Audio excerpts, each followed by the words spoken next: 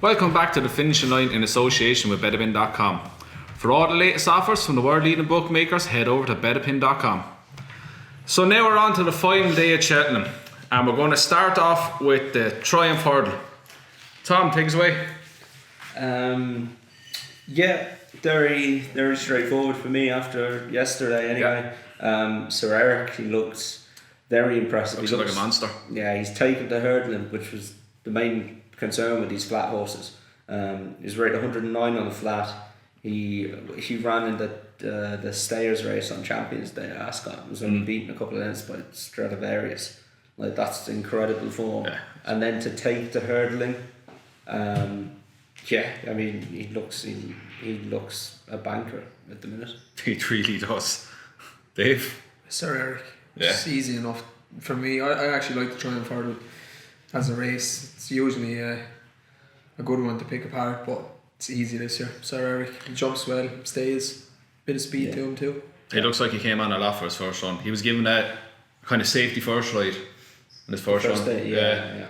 And he was in between him yesterday, and he jumped that last magic. Yeah, he really looks like he's taken to it. Yeah. So. Yeah, he'd do for me. I think he looks like a monster. Yeah, he's going to go off way. I could see him going off even money. Yeah, depending on what runs against him, but like Joseph Bryan's going to win this with first or second favourite. Yeah, it was interesting that he took Pacha Du Polder over to Cheltenham. Yeah. And didn't run him against Sir Erec. Yeah. You know, I think he wanted to keep him apart. So, yeah, I think by all accounts, out of owning that Sir Erec is the better horse. So. Yeah. On all known form, Sir Erec, the three of us. Yeah, Sir Erec. Sir Erec. So next we're on to the Albert Bartlett Novice Hurdle. Oh, this is not a horrid race every year. Really? Oh, I don't like it.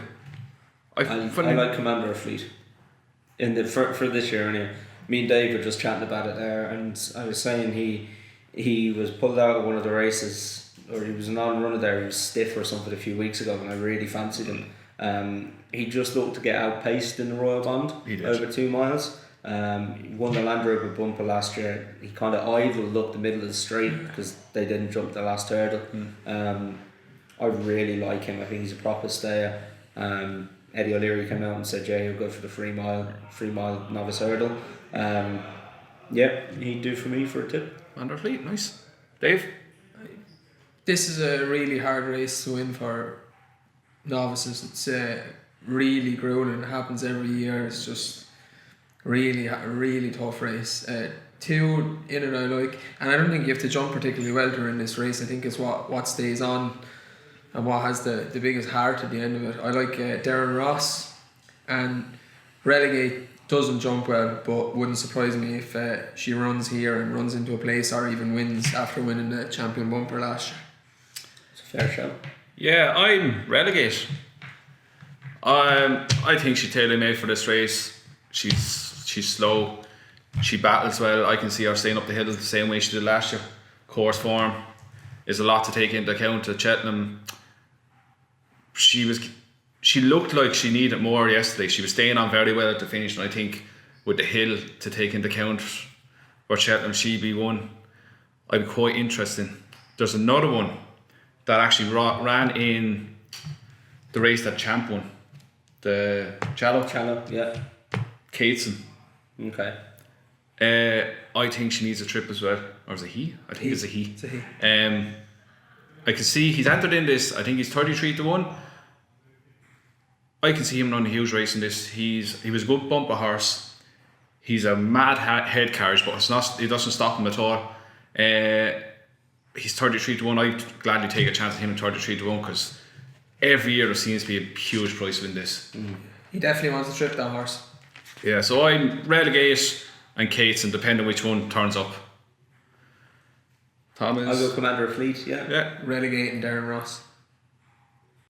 So now we're on to the Amateurs Gold Cup and the Foxhunters Chase. A few golden oldies running in this one. Dave, go for it. Take us away. He looks lost looking at the page. I just don't like this race. There's a few races that I'm not a big fan of, and this is probably the one I like the least. I don't mind it. If I had to pick something, I'd go Shantou Flyer for Cheltenham form, but I have no real strong fancy, so Shantou Flyer. Tom? I actually quite like this I race. love it as well. Yeah, I like my point to point, and so if there's a horse coming from the point to point scene into this, I like keeping an eye on them. Shantou Flyer ran a terrible race the last day at Warwick on his comeback behind a horse called Hazel Hill, who has won I think 11 races, 11 point to points over in the UK, including and won a Hunters Chase. He ran to an RPI of 151 that day. That he won at Warwick. Yeah, absolutely incredible performance. He's really unexposed because he hasn't been a horse that's run on the track. Yeah. He could be anything. Stand Up and Fight got well punted after he won a... Smashed up he did. Yeah, after he won a Hunters Chase over Christmas. Yeah. But he got beat the other day by a horse called Fenner Storm in a point to point. So that kind of, I don't know... Takes the shine off. Yeah, it takes a hell of a lot of a shine off of that. I couldn't back him at a short price. Uccello Conti, freshened up with 2 wins now in this sphere. Potential. I just can't back Uccello Conti to win a race. No, I backed him too many times. It'd break my heart. You're going to love this one. This is nearly moon racer style. Oh, Jesus. Apart from this horse wins. Right, go on. Pacha Du Polder. How do you see Pacha Du Polder? Pacha Du Polder, right, has run in this race for the last 3 years. He won it last year, he won it the year before, and he was 5th of 24 the year before. He should have won it. Ridden by a professional cyclist. That is how good this horse is in this sphere. A professional cyclist can get him into 5th place, only beating a couple of lengths. More to it, right? He's 20 to 1 in the place, or 16s. He won it last year as 25s, won it in 2017 he was 16s, and he was 5th of 24 at 28 to 1. So like he goes off a crazy price, loves the track, same kind of preparation. He's running on Thursday, I think, or he's entered this week, Thursday and Friday.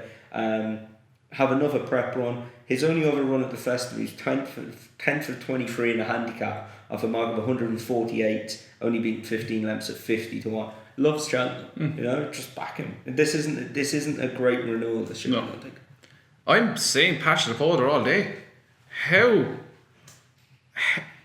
Why was she allowed riding? Look, it was a bit of fun, wasn't it? But no, it wasn't. He should be going for a 4-timer now on this race. He should be going for a 4-timer. It's absolutely scandalous. I actually thought she gave him a great ride just until the finish. She went down the inside. Yeah, maybe I had a bike on top of him. Stop now. Shoot me left near it now. Even last year, the one that was on and broke her collarbone, and she still won. That's how good he is. He's 14 to 1, like. Next race, let's go. You imagine he's going to be banged there. Yeah. Oh, Pacha Du Polder, huge price. Pacha at the 20s. Come on, Pacha. The Polder. So now on to the Blue Ribbon event and the Gold Cup. So Tom takes away.